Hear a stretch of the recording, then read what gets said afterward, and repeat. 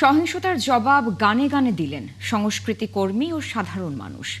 ভাঙচুর, আগুন আর লুটপাটের প্রতিবাদে মঙ্গলবার বিকেলে ছায়ানট ভবনের সামনে প্রতিবাদ সমাবেশ করে হাজারো মানুষ।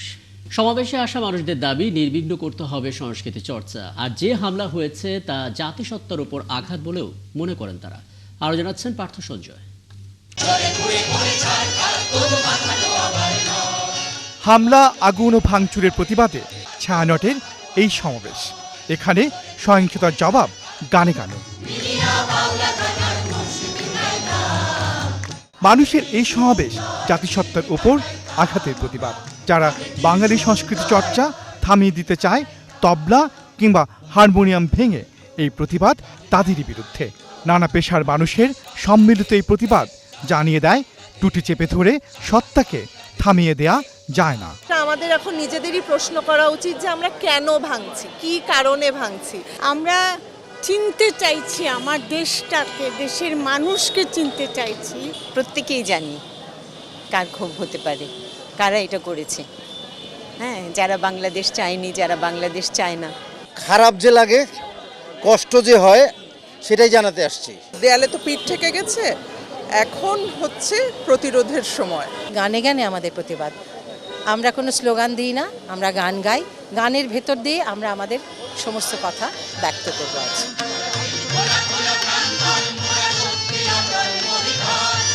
ঝঞ্ঝার মতো উদ্দাম কিংবা আলোয় আলোয় মুক্তির প্রার্থনার সুরে সুরে মুখর হয়েছে সমাবেশ। দীপ্ত কণ্ঠে শানিত শপথে শোনা গেল সুন্দর ফিরবেই।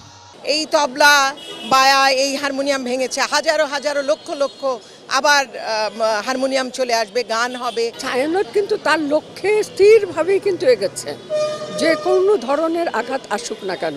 সংস্কৃতির উপর আঘাত মানে আমাদের জাতিগত যে চেতনা, তার উপরে কিন্তু একটি আঘাত। আমার অনেকগুলো বোর্ড পড়েছে যেখানে আমাদের নিজেদের কাজ ছিল, যেখানে আমরা নিজেরা সৃজনশীলতা কাজে লেগে কবিতা টবিতা লিখেছি। যারা এখন আছে তারা যদি সবাই একসাথে রুখে দাঁড়ায়, তাহলে অবশ্যই আমরা যারা স্কুলের বিরুদ্ধে আমার এরকম অন্যায় কাজ করেছে তাদের বিরুদ্ধে প্রতিবাদ জানাতে পারবো।